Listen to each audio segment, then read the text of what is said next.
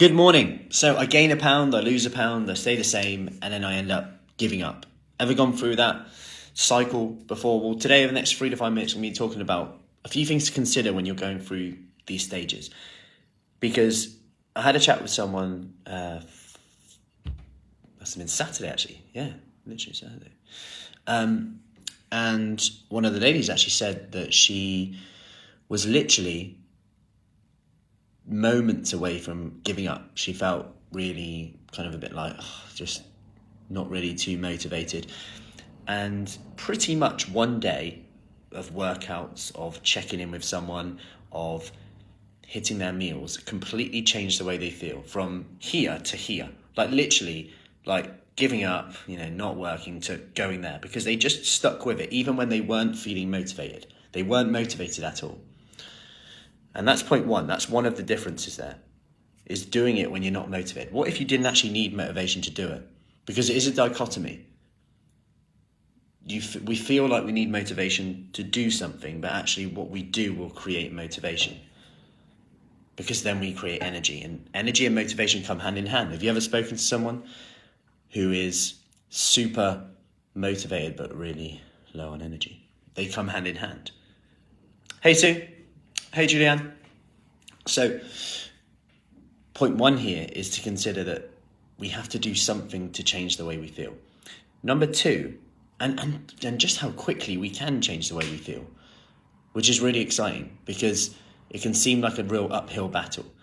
And when you're just focused on the weight here, like 1 pound up, 1 pound down, we're forgetting and ignoring a whole host of things that are happening.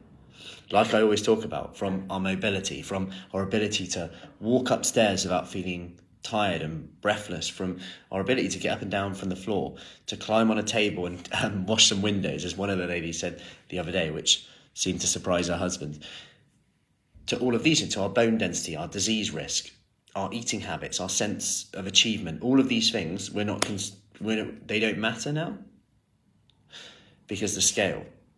Yet we might actually be toning up, as I talked about the other day, which can make the scales slow down. And number two, what would be different? What would be different? So imagine if you were one day away from seeing the results you wanted, but you just gave up, because the scales will go up and down. That's actually a very normal thing, especially if you're weighing weekly. This is another point in here. If you're weighing it once a week, that's fine, but just know that you may get caught out on some fluctuations. Women especially can fluctuate around 4 pounds daily, which if you catch it on the wrong day or the right day can really, if that's what you're relying your mood to be on, then we're leaving it to chance. And if we're leaving it to chance, we're leaving our health to chance, our fitness to chance, our decision making to chance. And then our decisions perhaps are more negative than we'd like them to be, aren't the ones that we want. And then our actions, because of our decisions, then lead to the results not actually happening, all because we reacted to the number on the scales rather than looked at what we were doing. And this is part of the reason why when people come into our Kickstart, we really like to document what you're doing. We really like to say, okay, what's working, what's not working, what are you actually doing right now? So we can look at, okay, let's do more of this and less of this.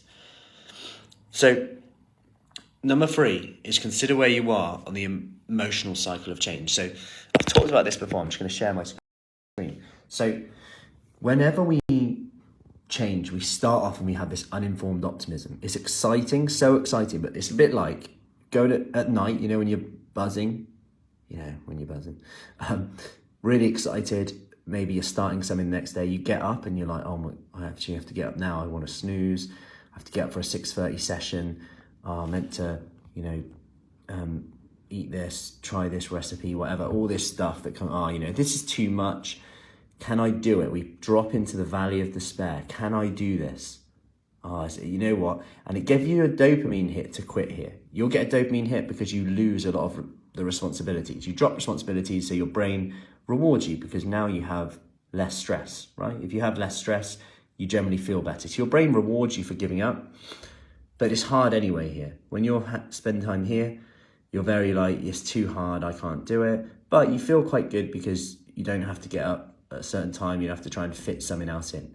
It relieves a bit of pressure and stress, and that's fine. That only for an amount of time though. When this builds up again, when someone starts to say to me, like they did the other day, my mobility, I'm worried about that, I'm worried I'll end up like my parents. And I was having this conversation with someone, and actually what they were going through was probably more stressful than actually trying to fit in the things that they know they need to do in.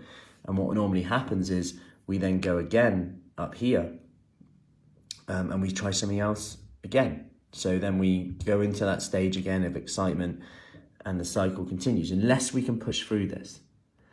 And that's why I talked about focusing on some of the other things that are maybe non-weight related for you. Because when they're non-weight related, this may be the difference between you carrying on and getting that informed optimism because you're looking for the wins and giving up. So if you're always looking for these top wins, like that are have to be on the scales, you're relying on chance. You can't control the scales, but you can control what you do. You can't control the scales, but you can control what you do. And what you do will dictate your results eventually, just might not be today. And if you're leaving now today to chance, that could make you feel a certain way because of your actions, if you're relying on getting your energy from the scales, okay? So then we've got to consider what happens after that. Now we're informed optimism. We know we've got to fit a few things, but we can fit it to our lifestyle. But ultimately, we're more likely to hit success and fulfillment now. Hey, Mary. Hey, Julie.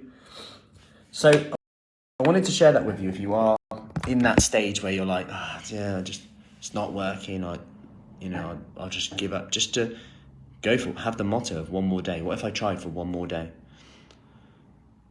And what would be different then? Because like I said, do you just need to change what your wins are? What are you looking? What have you done well? Because if you put your attention on what you're doing well, it's impossible to really always be as negative as perhaps you are.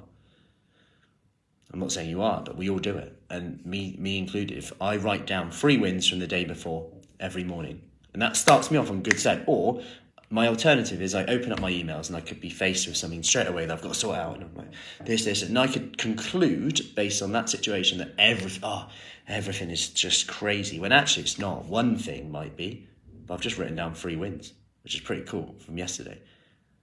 Seeing someone do something that they had never done before, or they didn't even know they could do. Which is amazing in a session yesterday. Like that, straight away, massive impact, difference. Getting a check-in from someone and seeing how their relationship with food has changed so much. Awesome, amazing. Like all these things start to coming into it. Getting a workout in when I probably didn't plan it in, really, but still getting the workouts in throughout the day, sporadic, fitting it to my lifestyle. Whatever it is.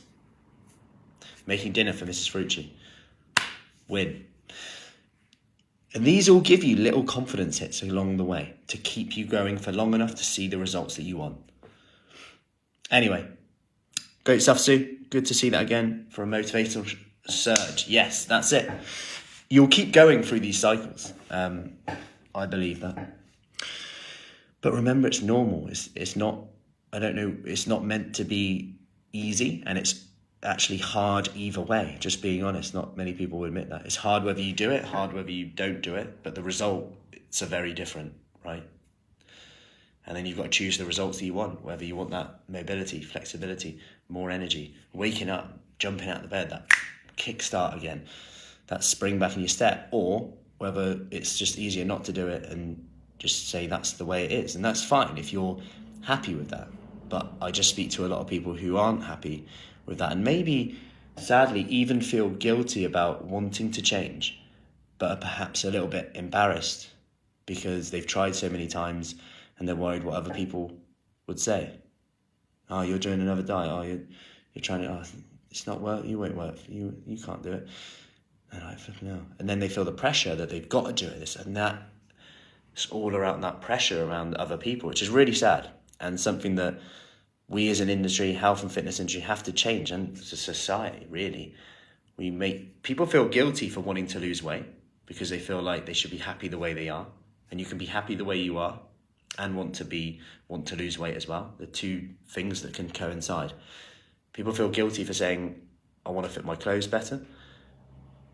It's your right to want to say that wearing these clothes make me feel better. It's not vain. That's okay. And yet some of us can feel a little bit, oh yeah, it's a bit vain of it and not do that. And then at the same time, we've got this other side of things where that pressure from people saying, oh, Matt, you're doing another diet. Oh, you're trying it again. That won't work. Oh, I wouldn't do that. So we've got all of these things going on. And of course they're going to say, I wouldn't do that if they're not doing it.